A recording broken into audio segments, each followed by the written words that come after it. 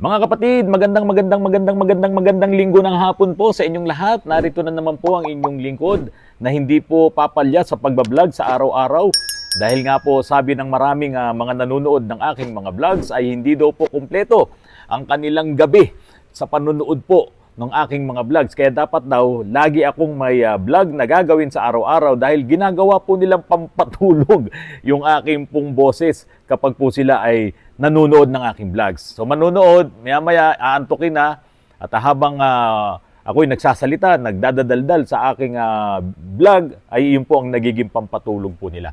Okay, ang unang-unang sasagutin po natin ngayon mga kapatid, ay ito pong comment po ni Marvin Roque na yung comment niya na to ay tungkol doon kay Kuya Manly, yung pong mayroong Toyota Vios na ipinagawa sa dalawang talyer na parehas na nag-general overhaul. Yung unang talyer ay daw. Mukhang hindi totoong nag-general overhaul. Pero ang laki na nagastos niya, almost 80,000. At kung isasama pa nga daw, yung ibang mga home service pa ay 100,000 na ang nagastos ng BIOS na to. Hindi pa rin napatino, napalitan pa yung computer box. At ngayon nga, nandito sa amin, isang buwan ng mahigit, ay hindi pa rin namin naayos dahil wala pa nga po yung computer box. So ngayon, ito naman ang comment po ni Marvin Roque. Sabi po niya, pero dapat binalik niya sa una kasi meron warranty. Kung wala pang buwan ba, nagloko na agad.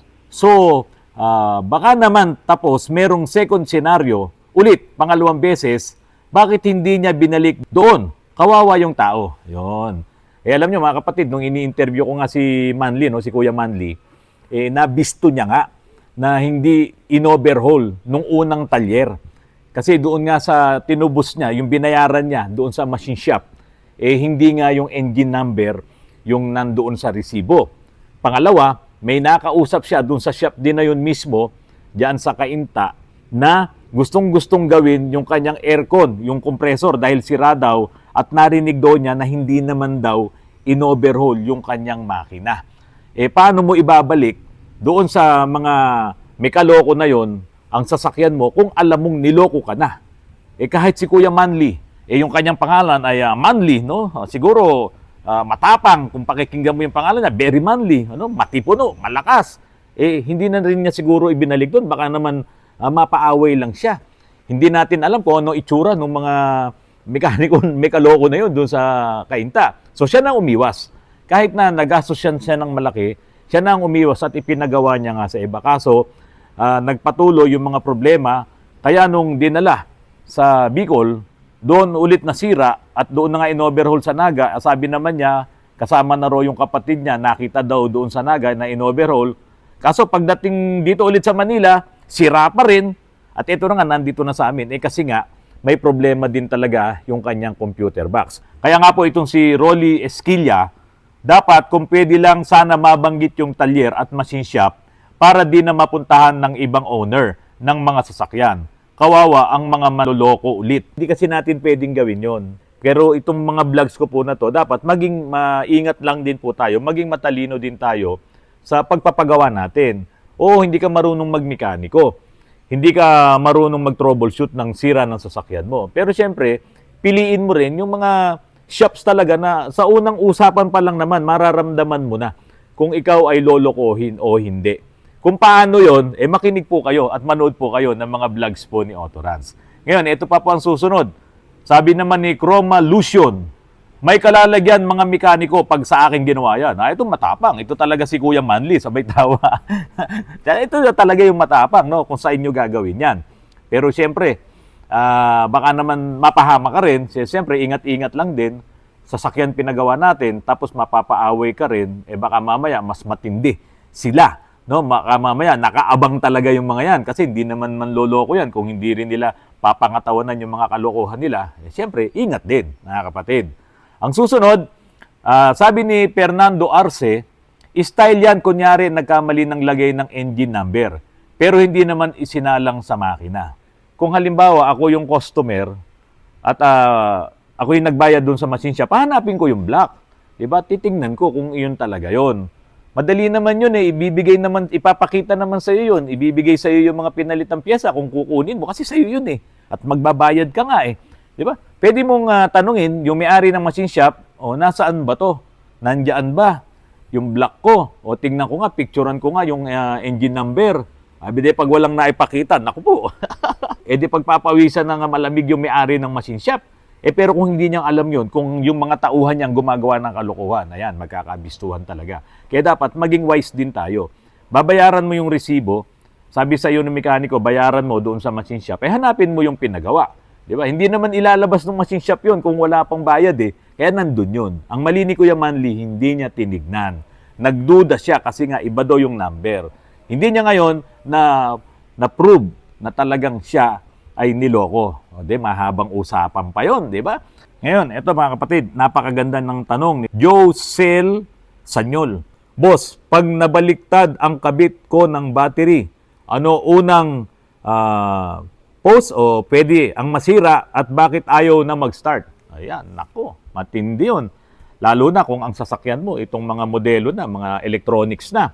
Kapag binaliktad mo ang kabit ng battery, madaming masisira yan. Napakalaking gastos niyan. Yun lang mga car stereo, mga kapatid. No? Pag nabaligtad mo ang kabit niyan sa polarity, yung negative napunta sa positive, yung positive napunta sa negative, automatic sira ang IC niyan, sunog yan. Hindi mo na yan mapapagana. Sa car stereo pa lang yun. Maging yung mga electronics na module na yan. Kaya nga sa mga sasakyan, talagang yung mga socket niya, magkakaiba yan Hindi pwedeng pagtabihin yung parehas na socket. Hindi pwede. Dahil pag nagkamali ka ng kabit doon, masusunog yung module. Masusunog yung electronics. Kaya yung mga socket sa mga harness, magkakaiba talaga yan. Kahit sabihin mong parehas ng bilang ng dami ng wires doon sa isang socket, may mga gatlayan na hindi mo pwedeng ipasok itong socket na A kay B. Hindi talaga pwedeng magkapalit. No? Lalo pa ito, nabaliktad ang kabit mo ng battery. Sigurado ang unang-unang sisirain yan, yung mga electronics na nakakabit na sa kanya na gumagana na may standby power. Unang-una, alarm, remote. Yung ECU mo, meron din yan, naka-standby mode yan. Kaya pwedeng masira din ang ECU mo. Napakasakit, Kuya Eddie. Di ba? Kasi pagka modelo ang sasakyan mo, at yan ay may IMO or immobilizer, merong standby power yan. Kaya nga, merong mga anti-theft na mga features yan.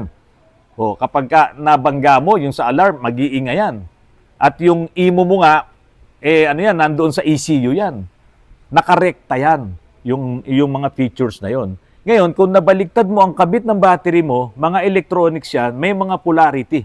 No, ang mga pyesa ng electronics, karamihan dyan, may polarity yan. Yung mga diodes, mga transistors, mga ICs, no? Yung capacitor, naku, ang titindi dyan, may mga polarity yan. Pag nabaliktad ang kabit mo ng battery, kayang sirain lahat yan.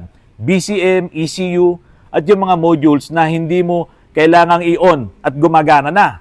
Kaya ngayon, ang sabi mo, no, bakit ayaw na mag-start? Sigurado may nasira ka ng electronics na box or module, ECU, pati yung BCM, naku po, ang napakasakit, Kuya Eddie.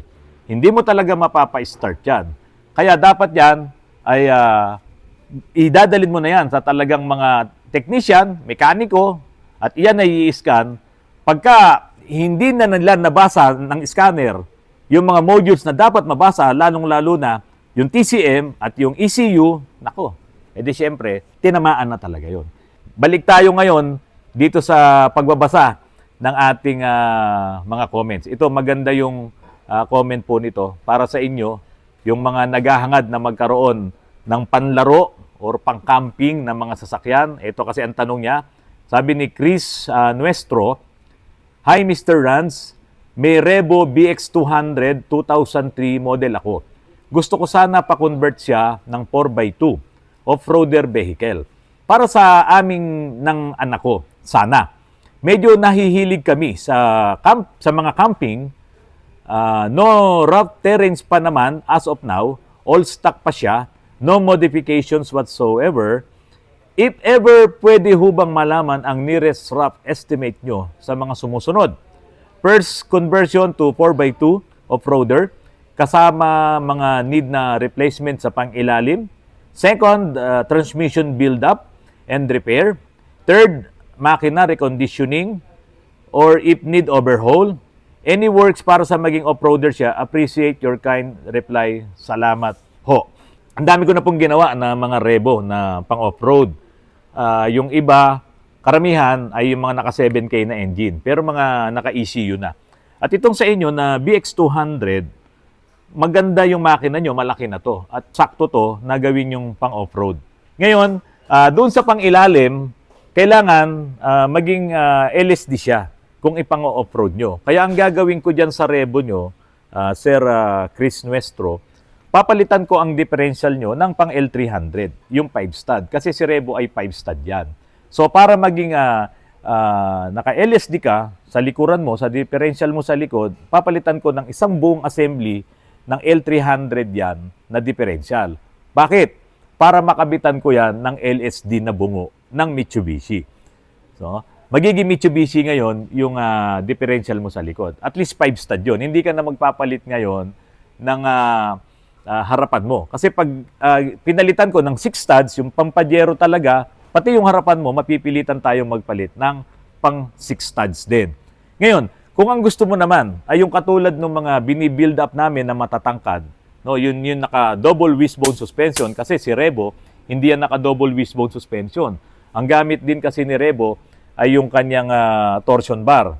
Okay? So hindi siya mapapalitan ng malaking gulong na makapaglagay ka ng 31 or mga 33 na gulong kasi nga ang mangyayari doon, pipihit ka sa torsion, hindi po maganda yon. Magiging matagtag po ang inyong suspension. Kaya yung mga ganon, kapag magpapalit ka na ng mga malalaking gulong, ginagawa ko na po yan yung mga Fargo suspension ng Isuzu para maging double wishbone ang suspension. At pwede ka na ngayon magpalit ng malalaking gulong. Yun nga lang, ang studs mo ay 6 studs. 6 holes ang bibilin mong mga mags na pang off-road.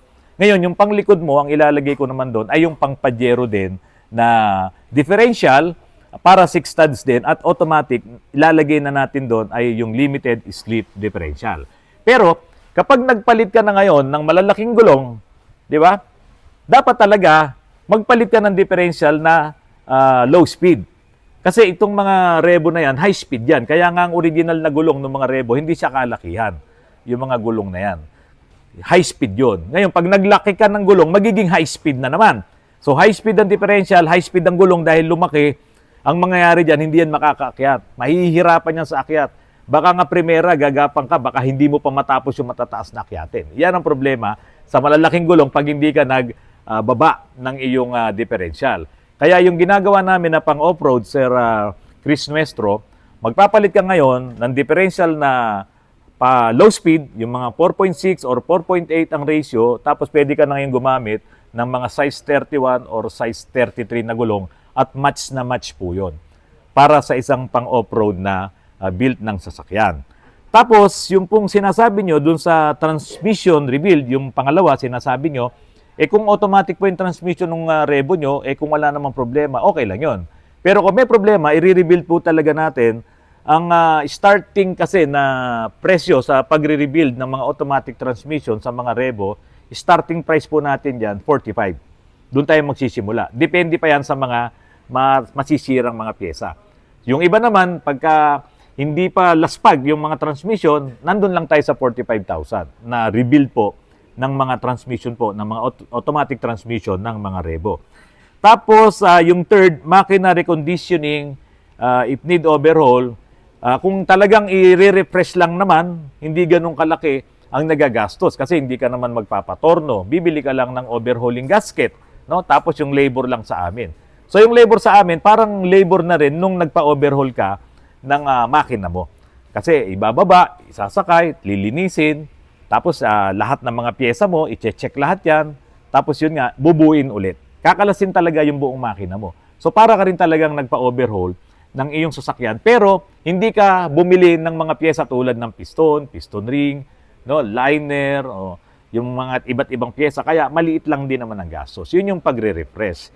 Tapos, ang sabi mo po any works para maging off-roader siya. Yun po, yung pang-off-road natin, naka-LSD ka na, malaki na ang gulong mo, naka-low speed ang differential mo, naka-double wishbone suspension ka.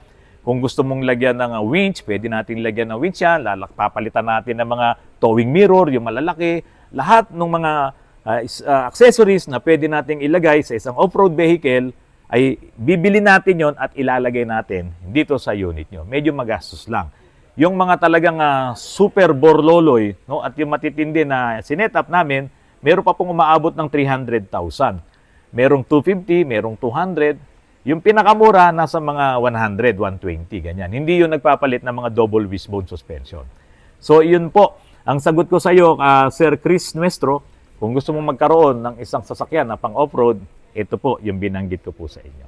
Ayun, mga kapatid, may nagtanong po dito, importante ito. Anong name po ng insurance, sir?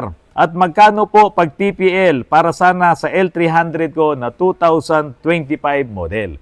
Ayan. So, Bethel Insurance po yung ating ginagamit, pati dito sa shop ko. Bethel Insurance, naka-insured po itong shop ko, pati yung shop natin sa Cainta, Bethel Insurance din po yan. At madaling kausap, pag nagka-problema, at least kakilala natin ang may-ari. Hindi katulad ng ibang insurance, para ka nagmamakaawa, mahirap mag-claims. Eh di syempre, pagka halimbawa, nagkaroon tayo ng problema, tapos ayaw tayong pansinin ni Bethel, eh di vlog din natin. Diba? Ganun lamang po yun, pero syempre, hindi mangyayari yun. Dahil talagang matwid itong mga nagpapatakbo po nitong Bethel Insurance po na ito. Kaya tawag na po sa mga insurance na pangangailangan nyo. Marami, lahat ng klase ng insurance, may life kasi ito eh. Pati mga bahay nyo, pati ibang mga properties nyo, lahat, real properties, lahat pwedeng insured po dito po sa Bethel. Pero as of the moment, dito lang muna tayo sa mga sasakyan, mga kapatid. TPL, CTPL at saka comprehensive insurance. Ayun, mga kapatid, nakikita nyo ba itong salamin ko? Bago lamang po ito. Ayan. Bago to, pinagawa ko. Ang maganda lang dito, nung pinagawa ko, sabi nung doktor ko, sabi ni Doc Owen, no?